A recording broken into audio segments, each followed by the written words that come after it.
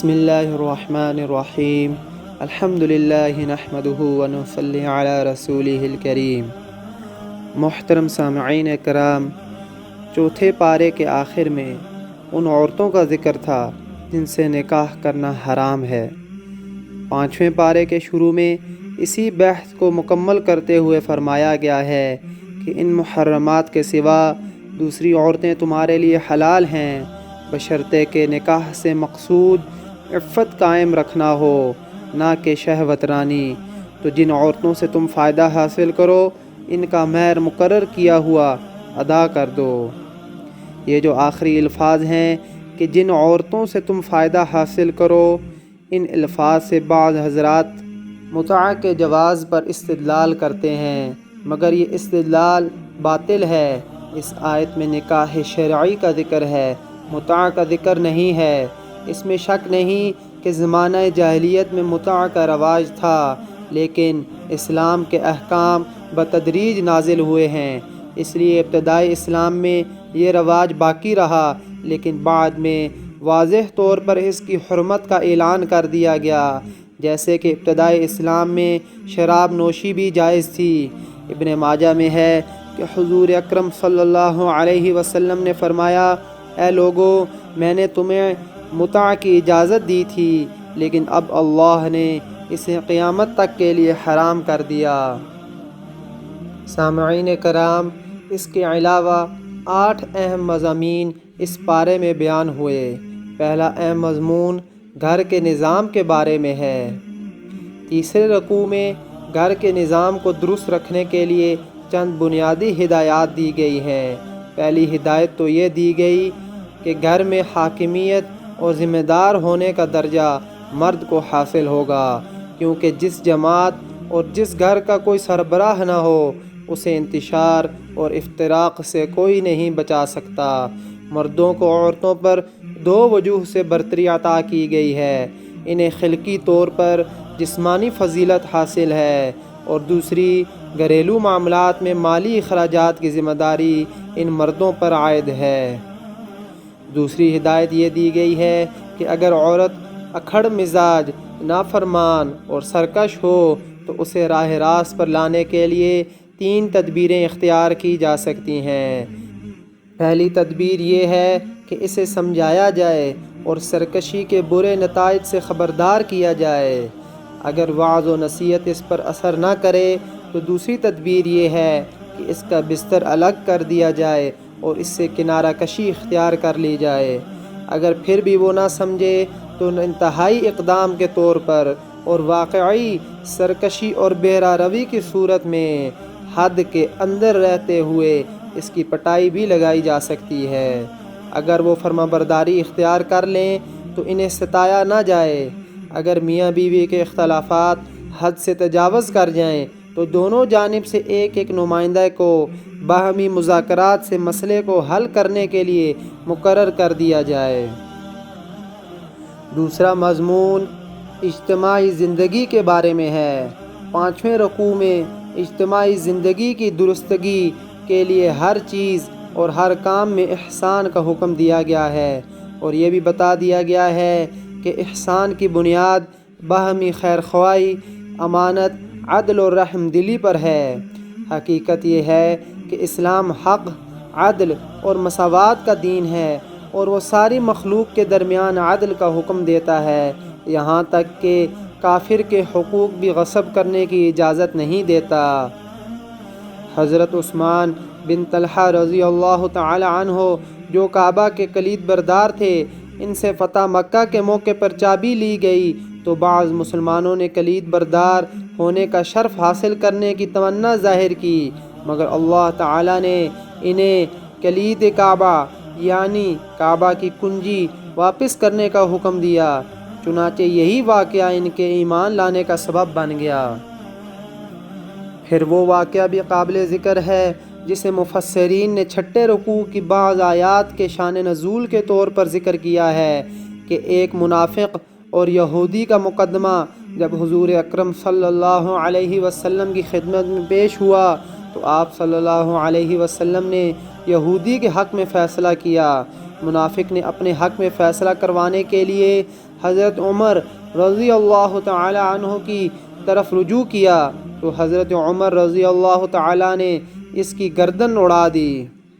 اس پر منافقین نے بڑا شور و غوغا کیا تو اللہ تعالیٰ نے مسلمانوں کے سامنے اس حقیقت کو خوب اچھی طرح واضح کر دیا کہ کسی بھی شخص کا ایمان اس وقت تک کامل نہیں جب تک کہ وہ اللہ اور رسول صلی اللہ علیہ وسلم کے فیصلوں پر راضی نہ ہو، اور یہ بھی بتا دیا کہ رسول کی بعثت کا اصل مقصد ہی یہ ہے کہ اس کی اطاعت کی جائے۔ رسول صلی اللہ علیہ وسلم کی اطاعت حقیقت میں اللہ ہی کی اطاعت ہے، لیکن ظاہر ہے کہ منافقوں کو رسول اکرم صلی اللہ علیہ وسلم کی اطاعت بڑی گراں محسوس ہوتی ہے۔ سامعین کرام، تیسرا اہم مضمون جہاد و قتال کے بیان میں ہے۔ 7ویں رکوع میں پہلے تو مسلمانوں کو جہاد اور قتال کی تیاری کا حکم دیا گیا، اور یہ کہ اپنی نیت خالص رکھیں اور صرف اللہ کی رضا اور دین کی سربلندی کے لیے جنگ کریں۔ پھر بڑے جذباتی انداز میں انہیں جہاد کی ترغیب دی گئی کہ آخر تم جہاد کیوں نہیں کرتے، جبکہ صورت یہ ہے کہ ظلم و ستم کی چکی میں پسنے والے کمزور مرد، خواتین اور بچے اللہ کے سامنے ہاتھ پھیلا پھیلا کر دعائیں کرتے ہیں کہ اے ہمارے رب، تو ہمیں اس بستی سے نکال دے جہاں کے لوگ بڑے ظالم ہیں، اور اے اللہ تو کسی کو ہمارا مددگار بنا کر بھیج دے۔ سامعین کرام، عام طور پر موت کا خوف جہاد کے میدان میں نکلنے سے ایک بڑی رکاوٹ بنتا ہے، اس لیے فرمایا گیا کہ موت تو کہیں بھی آ سکتی ہے، گھر میں بھی اور مضبوط قلعوں میں بھی۔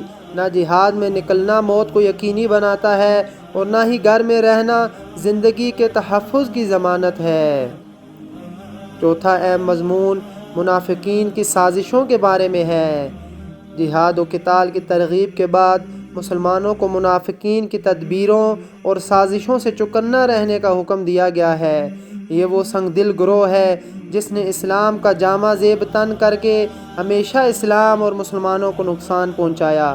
ایمان ان بد نصیبوں کے بارے میں فیصلہ کرنے میں تردد میں تھے کہ سورہ نساء کا وہ حصہ نازل ہو گیا جس میں ان کی ذلت آمیز حرکتوں، خفیہ منصوبہ بندیوں اور بغض و حسد پر مبنی کارروائیوں کا پول کھول دیا گیا، اور ان کے بارے میں واضح فیصلہ سنا دیا گیا کہ ان کا اسلام اور مسلمانوں سے کوئی تعلق نہیں، تاکہ اہل ایمان اور اہل نفاق کے درمیان حد فاصل قائم ہو جائے اور مسلمان منافقوں کے بارے میں یک آواز ہو جائیں اور ان کے درمیان کوئی اختلاف باقی نہ رہے۔ سامعین کرام، اللہ تعالیٰ کے حاکمانہ بیان کا انداز تو ملاحظہ فرمائیے۔ ارشاد ہوتا ہے، تمہیں کیا ہو گیا ہے کہ تم منافقوں کے بارے میں دو گروہ ہو رہے ہو، اور اللہ نے ان کو ان کی حرکتوں کی وجہ سے الٹ دیا ہے۔ یعنی اے مسلمانوں، تم منافقوں کے بارے میں دو گروہوں میں کیوں تقسیم ہو گئے ہو؟ ایک گروہ کہتا ہے کہ انہیں قتل کرنا چاہیے کیونکہ وہ ہمارے دشمن ہیں، دوسرا گروہ کہتا ہے کہ ان کے بارے میں نرم پہلو اختیار کرنا چاہیے کیونکہ وہ ہمارے دینی بھائی ہیں، جبکہ اللہ تعالیٰ نے انہیں ان کے نفاق اور معصیت کی وجہ سے کفر کی طرف واپس لوٹا دیا ہے۔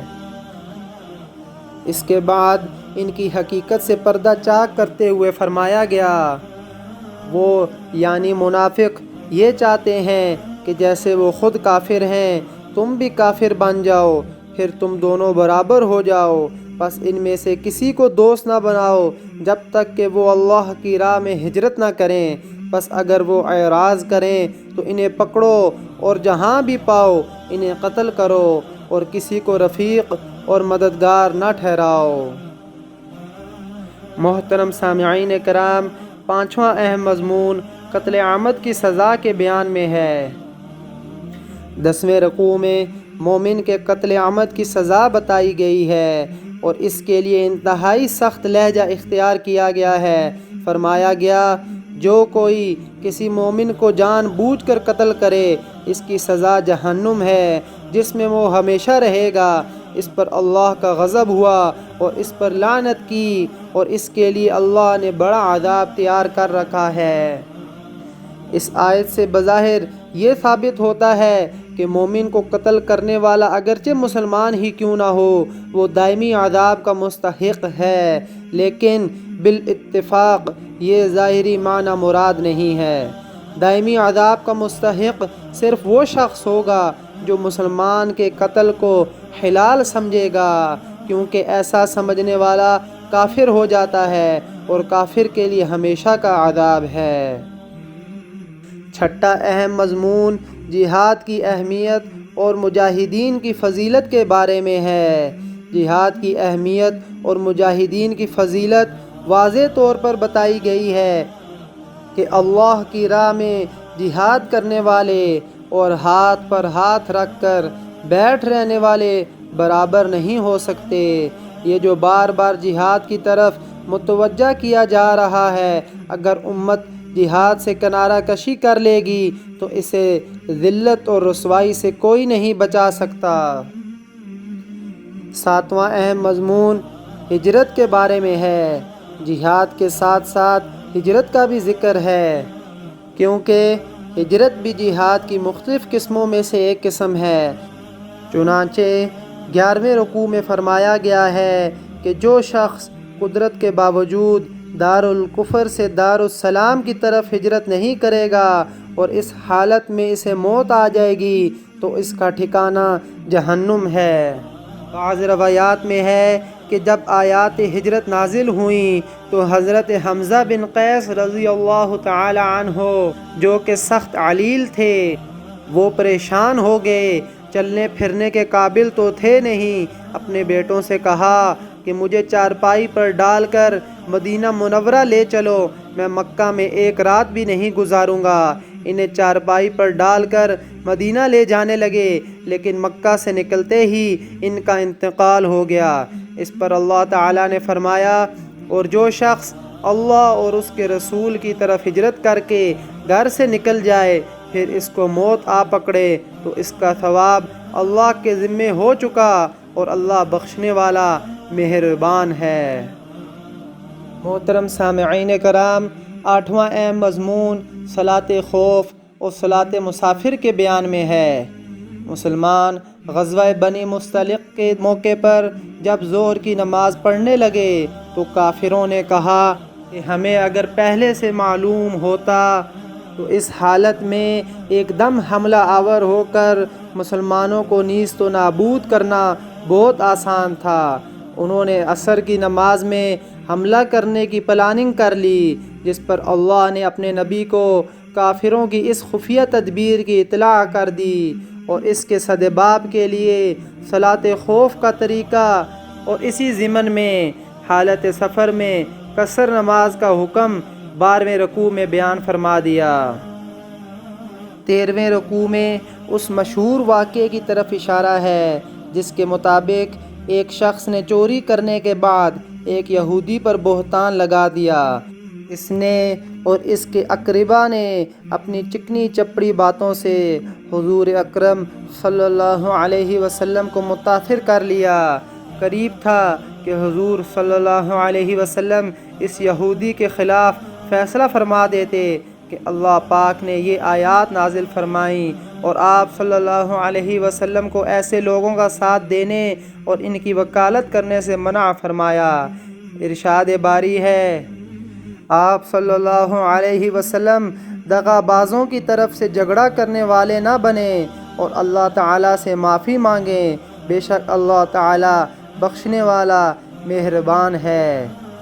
یہ آیات اور یہ واقعہ عدل و انصاف کی تاریخ میں سنہرے حروف سے لکھے جانے کے قابل ہے کہ ایک یہودی اور مسلمان جو کہ منافق تھا کے تنازع میں جب آپ صلی اللہ علیہ وسلم کا میلان مسلمان کی طرف ہوا تو اس پر اللہ تعالیٰ کی طرف سے آپ صلی اللہ علیہ وسلم کو نہ صرف تنبیہ کی گئی بلکہ اس تنبیہ کا قیامت تک کے لیے قرآن میں ذکر کر دیا گیا۔